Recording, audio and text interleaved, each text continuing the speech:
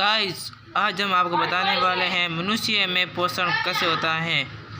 हम पहले मुंह में अपना भोजन परोसते हैं, फिर मुंह से होता है वह गुदा द्वारा जाता है। इसके बीच में जो प्रक्रिया होती है उसी के बारे में आपको बताने वाले हैं। तो हम अपने भोजन को मुंह में रखते हैं। मुंह में हमारे गले में एक ग्रंथि होती है जिसे लाला ग्रंथि कहते हैं। वह लाला रस स्रावित करती है जिससे हमारा भोजन लचीला हो जाता है और फिर वह आड़ नाड़ से होता हुआ अमाशय तक जाता है।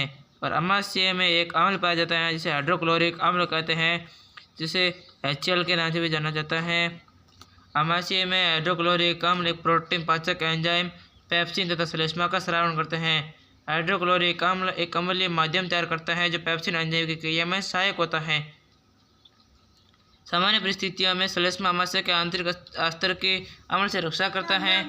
अब भोजन अमाशय से होता हुआ शुद्धांत्र में आ जाता है। शुद्धांत्र आड़ नाल का सबसे लंबा भाग है। अत्यधिक कुंडलित होने के कारण ये सहंत स्थान में अवस्थित होती हैं। विभिन्न जंतुओं में शुद्धांत्र की लंबाई उनके भोजन के प्रकार के अनुसार अलग अलग होती है। भोजन के प्रकार के अनुसार अलग अलग इसलिए होती हैं क्योंकि जो शाकाहारी जंतु होते हैं उनमें सेलुलोज को पचाने के लिए लंबी शुद्धांत्र की आवश्यकता होती है। मांस का पाचन सरल है तथा भाग जैसे मांसाहारी की शुद्धांत्र छोटी होती है। शुद्धांत्र कार्बोहाइड्रेट, प्रोटीन तथा वसा के पूर्ण पाचन का स्थल है। यहाँ पर कार्बोहाइड्रेट, प्रोटीन तथा वसा का पूर्ण पाचन हो जाता है।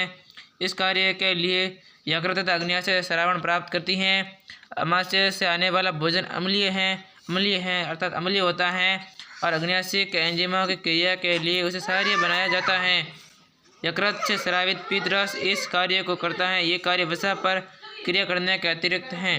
शुद्धांत्र में वसा बड़ी गुलिकाओं के रूप में होता है जिससे उस पर एंजाइम का कार्य करना मुश्किल हो जाता है। पीत लवण उन्हें छोटी गुलिकाओं में खंडित कर देता है जिससे एंजाइम की क्रियाशीलता बढ़ जाती है। ये साबुन का मेल पर इमल्सीकरण की तरह ही है। इसके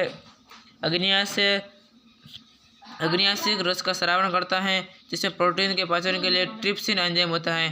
कौन सा एंजाइम होता है कि ट्रिप्सिन एंजाइम होता है तथा इमल्सीकृत वसा का पाचन करने के लिए लाइपेज एंजाइम होता है।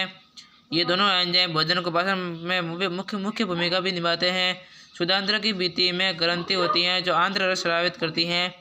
इसमें उपस्थित एंजाइम अंत में प्रोटीन को अमीनो अम्ल, जटिल कार्बोहाइड्रेट को ग्लूकोज में, वसा अम्ल तथा ग्लिसरॉल में परिवर्तित कर देते हैं। ये प्रश्न परीक्षा में पूछा जा सकता है कि प्रोटीन को अमीनो अम्ल में परिवर्तित कर दिया जाता है और कार्बोहाइड्रेट को ग्लूकोज में तथा वसा को वसा अम्ल तथा ग्लिसरॉल में परिवर्तित करते हैं। पाचित भोजन को आंत्र की भित्ति अवशोषित कहलाती है। जो शुद्धांत्र का आंतरिक स्तर होता है वहाँ पर अनेक अंगुली जैसे प्रवर्ध होते हैं जिन्हें दीर्घराम कहते हैं। एक परिभाषा हो सकती है कि शुद्धांत्र के आंतरिक स्तर पर अनेक अंगुली जैसे प्रवर्ध होते हैं जिन्हें दीर्घराम कहते हैं। ये अवशोषण का सतही क्षेत्रफल बढ़ा देते हैं। दीर्घराम में रुधिर वाहिकाओं की बहुतायत होती है।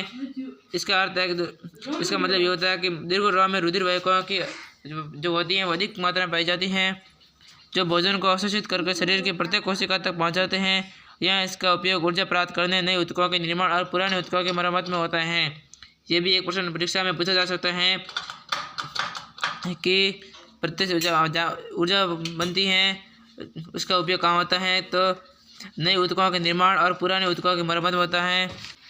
और बिना पचा भोजन बृहदांत्र में भेज दिया जाता है जहाँ दीर्घराम इस पदार्थ में से जल का अवशोषण कर लेते हैं। अन्य पदार्थ गुदा द्वारा शरीर के बाहर कर दिया जाता है। इस वर्ज्य पदार्थ का बहिक्षेपण गुदा अवरोधनी द्वारा नियंत्रित किया जाता है। गाइस, ये थी पाचन क्रिया की क्रिया। अगर आपको समझ में आ गई है तो लाइक कर देना। उम्मीद करता हूँ आप सबको अच्छी तरह से समझ में आ गई होगी। मैंने मुख्य गुहा से गुदा द्वार के बीच में जो क्रिया होती है उसी के बारे में आपको बताया है। आप चैनल को कर देना सब्सक्राइब। अब मिलते हैं इसी प्रकार का नए वीडियो में। तब तक के लिए बाय बाय।